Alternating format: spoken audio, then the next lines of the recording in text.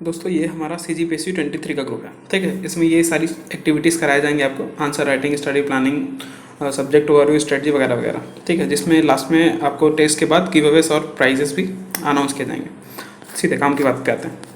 मैं आपको एक फैक्ट बता रहा हूँ, देखिए CGPSC में इस साल 171 पोस्ट निकला है। तो जितना पोस्ट निकला रहता है उसके 15 गुना लोगों को मेंस बुलाया जाता है। तो 2565 लोग, लगभग 2500 लोग इस साल मेंस की परीक्षा दिए हैं, हाल ही में जो अभी ख़त्म हुआ है। अब आपको एक मज़ेदार चीज़ बताता हूँ, देखो इन्हीं 2500 लोगों में से 1400 से 1800 लोग अगले साल का प्री भी निकालेंगे, और ये हर साल होता है। 2021 में हुआ, 2020 में जितने भी 2500 से 3000 लोग जो मेंस लिखे थे, उनमें से इसमें से लगभग 1400 से 1800 के बीच के बच्चे, उतने बच्चे अगली बार फिर प्री क्वालिफाई किए, ठीक है। तो ये बहुत बड़ा नंबर होता है। परीक्षा जो है वो लगभग हमारे छत्तीसगढ़ में लाखों लोग देते हैं, ठीक है। उसमें से ये इन 2500 में से 1400 रिपीट होते हैं, ठीक है। अब समझते हैं कि ये 1400 रिपीट होते हैं उन 80,000 या 1 लाख बच्चों में से, ठीक है। यहाँ पे अपन को एक चीज़ जानना रहेगा कि मेंस इम्पॉर्टेंट क्यों है। देखिए आप सब इस वीडियो को देख रहे हैं तो सबके अंदर मन में DC DSP बनने का विचार है, ठीक है।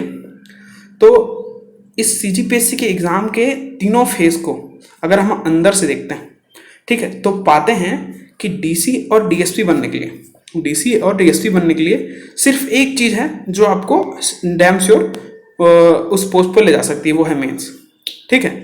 इंटरव्यू आजकल बिल्कुल डाइसी हो गया है, वो आपके हाथ में नहीं है। और ये पूरे मेंस के प्रिपरेशन के ऊपर डिपेंड करता है कि अगर आपका मेंस का प्रिपरेशन बहुत अच्छा है तो डायरेक्टली इसका जो रिफ्लेक्शन है वो आपके इंटरव्यू में देखने को मिलेगा, ठीक है।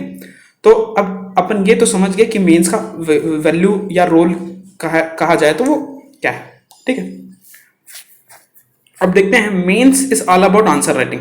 तो जैसा हमने पिछले स्लाइड में देखा, उसके बाद हम समझते हैं कॉन्सेप्ट ऑफ आंसर राइटिंग।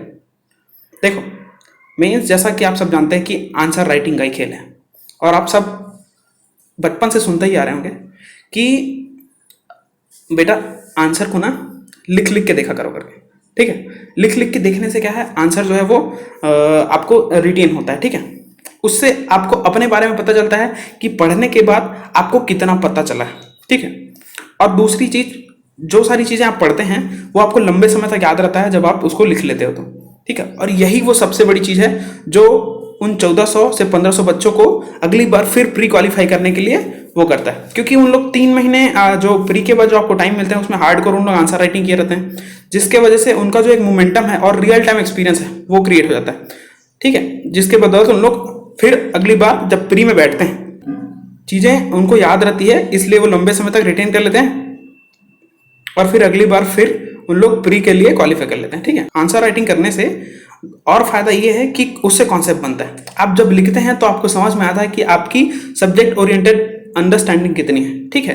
तो वो आंसर राइटिंग का मेनली ये सारी चीजें हिडन वो हैं, क्या बोलते हैं इसके फीचर्स हैं, जो आप सब लोग समझ नहीं पाते, और समझते हैं तो समय निकल चुका रहता है, ठीक है। चलो देखते हैं। अब आंसर राइटिंग करना है, ये सब चीज को सबको पता है, ठीक है। तो सब लोग क्यों नहीं बन जाते डिप्टी कलेक्टर या कोई DSP? सब लोग हर बार डिप्टी कलेक्टर, DSP या फिर CGPSC में पोस्ट क्यों नहीं ले पाते? बाकी सारे जो 80,000 लोग हैं या जो प्रीलिम्स में हर बार बैठते हैं। तो प्रॉब्लम मेनली आता है कंसिस्टेंसी पे, ठीक है। अब कंसिस्टेंसी का प्रॉब्लम, अब इसको मैं प्रॉब्लम क्यों बोल रहा हूँ, चलो समझते हैं पहले गोल्डन लॉ ऑफ कंसिस्टेंसी। देखिए ये गोल्डन लॉ ऑफ कंसिस्टेंसी होता क्या है अपने CGPSC के रिस्पेक्ट में। ये जो एक्स एक्सिस है ना, वो आपका प्री मेंस और इंटरव्यू का टाइम ड्यूरेशन है, और ये आपका कंसिस्टेंसी लेवल है वाई एक्सिस का, ठीक है। और जो रेड वाली लाइन है ना, वो गोल्डन लाइन ऑफ कंसिस्टेंसी है। इस कंसिस्टेंसी के लाइन को जो टच कर लिया या अबोव इसके ऊपर जो चल लिया थ्रू आउट द ईयर, वो डैम श्योर 100% CGPSC में पोस्ट ले लेगा, ठीक है। और इसके नीचे जितने भी लोग हैं, ठीक है, वो अंडर बिलो रेड लाइन के नीचे रहते हैं, इस वजह से CGPSC में सिलेक्शन नहीं ले पाते। और इस रेड लाइन को मेंटेन करके रखना ही सबसे बड़ा चैलेंज है। तो इसी चैलेंज को ओवरकम करने के लिए अपन इनिशिएट किए, जिसमें आपको थ्रू आउट द ईयर ये सारी चीजें एक्टिविटीज कराई जाएंगी, ठीक है।